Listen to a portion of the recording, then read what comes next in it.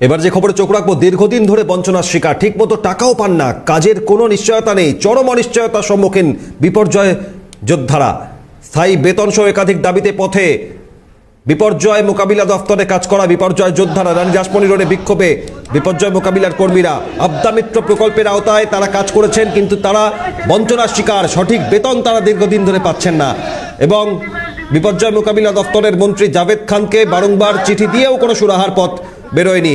আবদা মিত্র প্রকল্পের আয়তায় আসা বিপর্যয় মোকাবিলার কর্মীরা তারা আজ পথে। ইন্দ্রনীল আমাদের প্রতিনিধি সরাসরি রয়েছেন। নির্দিষ্ট কি কি অভিযোগ, নির্দিষ্ট কি কি দাবিকে সামনে রেখে তাদের এই আন্দোলন? ইন্দ্রনীল। রেশমি আমাদের প্রতিনিধি রয়েছেন সরাসরি। রেশমি, নির্দিষ্ট কি দাবি এবং কি কি অভিযোগকে সামনে রেখে এই আন্দোলন?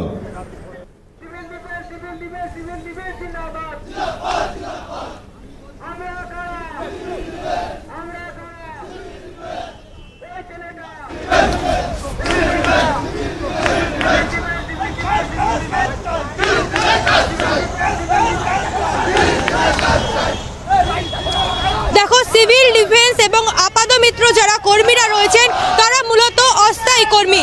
তারা তাদের স্থায়ীকরণের দাবিতে গত 3 দিন ধরে রানী রাসমণির সামনে অবস্থান বিক্ষোভে সামিল হয়েছেন। এর আগেও নবান্নে ডেপুটেশন জমা দিয়েছেন এবং এই দপ্তরেও কিন্তু তারা ডেপুটেশন জমা দিয়েছেন, কিন্তু কোনো কাজ হয়নি। তাই তারা আজকে রাস্তায় কার্যত শুয়ে পড়ে রানী রাসমণির যে রাস্তা রয়েছে, রানী রাসমণির রোড, সেই রাস্তায় কিন্তু তারা শুয়ে পড়ে পথ অবরোধ করে প্রতিবাদ জানাচ্ছেন। আমার চিত্র সাংবাদিক গোপাল তোমাকে সেই চিত্র দেখাচ্ছে। এখানে তাদের বেশ কয়েকটি দাবি দাবা রয়েছে।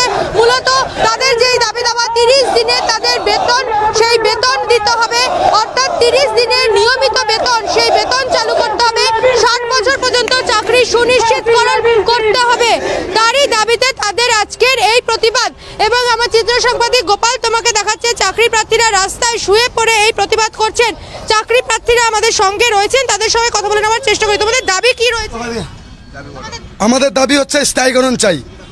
আমরা আমাদের মাননীয় মুখ্যমন্ত্রী মানব দিদি, উনি প্রকল্পে যেগুলো করেছে, যে হচ্ছে পদ্মশ্রী, রূপশ্রী, কন্যাশ্রী, সবুজশ্রী, ঐক্যশ্রী, অনেক শ্রী করেছে। আমাদের বক্তব্য একটা, আমরা যে বিপর্যয়কালে যে বন্যা করা, ভূমিকম্প, আমফান, করোনা মহামারীর মতো পরিস্থিতিতে হাতে হাত কাঁধে কাঁধ গলায় গলা মিলে নিজের জীবনকে বাজি রেখে আমরা ঝাঁপিয়ে পড়েছি, কিন্তু আমাদের কোনো রকম আজ পর্যন্ত কোনো নিশ্চয়তার ব্যবস্থা করছে না মাননীয় মুখ্যমন্ত্রী এবং আমাদের বিপর্যয় মোকাবিলা মন্ত্রী জনাব জাভেদ আহমেদ খান। আমরা স্পিকারের সঙ্গে শুরু করে শাসক দলের একাধিক মন্ত্রীর সঙ্গে আমরা বসেছি, জেলা স্তরের আমরা মহকুমার শাসক, জেলা শাসকের সঙ্গে বসেছি, কিন্তু আমাদের সুরাহার কোনো আজকে সন্ধান পাচ্ছি না। কেন? যার জন্য আজকে আমরা এখানে শুয়ে রাস্তায় ধর্মতলায় কলকাতায় আমরা বিক্ষোভ সমাবেশে আমরা এখানে হাজির হয়েছি। আমরা আগে কোন কোন দপ্তরে ডেপুটেশন জমা দিয়েছো এবং এই তোমাদের যে দপ্তরের মন্ত্রী কি তোমাদের সঙ্গে দেখা করেছে? যদি দেখা না করে থাকে কারণ কি?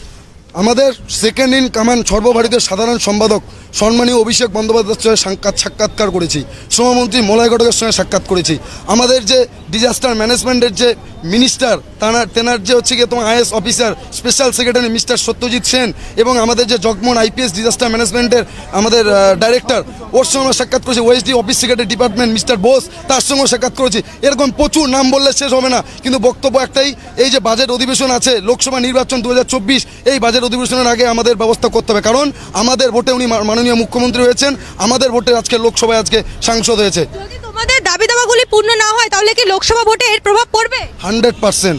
আজকে আমি যেখানে রাস্তায় পথে ভিক্ষা চাইছি, আমি অনুরোধ করছি সারা পশ্চিমবঙ্গের বিপর্যয় যোদ্ধারা, যারা বন্যা, খরা, ভূমিকম্প, যেখানে করোনাকালে বিশ্ব যখন মহামারীতে ব্যস্ত, মানুষ যখন বাড়ির থেকে বেরোতে পারছে না, তখন আমাদের ছেলেরা কেউ কোয়ারেন্টাইন সেন্টারে, কেউ রাস্তায়, বিভিন্ন জায়গায় কিন্তু পরিষেবা দিয়েছে। কিন্তু আমরা করোনা যোদ্ধা, আমরা বিপর্যয় যোদ্ধা, আমরা আমফান যোদ্ধা, বুলবুল যোদ্ধা, ময়নাগুড়ি রেল দুর্ঘটনা যে হয়েছে সে জায়গায় কিন্তু আমরা জীবনকে বাজি রেখে ঝাঁপিয়ে পড়েছি উদ্ধার কার্যে।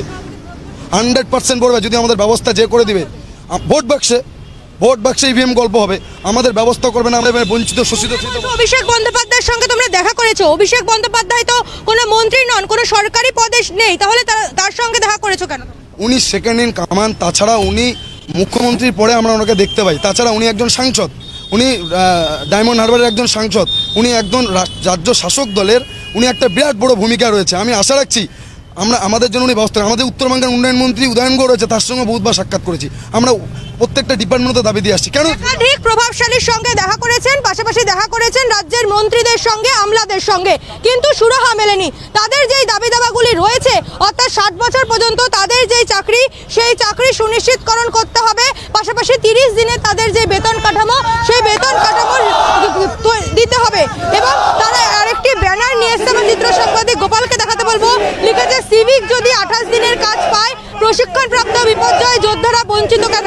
এই নিয়েই কথা বলবো যারা চাকরি রয়েছেন তাদের সঙ্গে। সিভিকদের বিষয় নিয়েও তোমরা ক্ষোভ উগড়ে দিয়েছো যে সিভিক ভলেন্টিয়াররা বিনা প্রশিক্ষণে যদি বেতন পেতে পারে, তোমাদের যাতে 30 দিনের বেতন কেন দেওয়া হচ্ছে না তা নিয়ে প্রতিবাদ জানিয়ে। না, বলবো এটাই, আমাদের যে টাকা পয়সাগুলো সেগুলো সিভিকরা পায় বিগত দিনে, কিন্তু আমরা যে টাকা পাই না তার জন্য বলবো। এবং আমাদের 30 দিনের মাসে 30 দিনের কাজ এবং 60 বছর সুনিশ্চিতকরণ চাই, কিন্তু আমাদের টাকা সিভিকদের খাদে খরচা করা হয়, এটার জন্য আমরা ধিক্কার জানাই।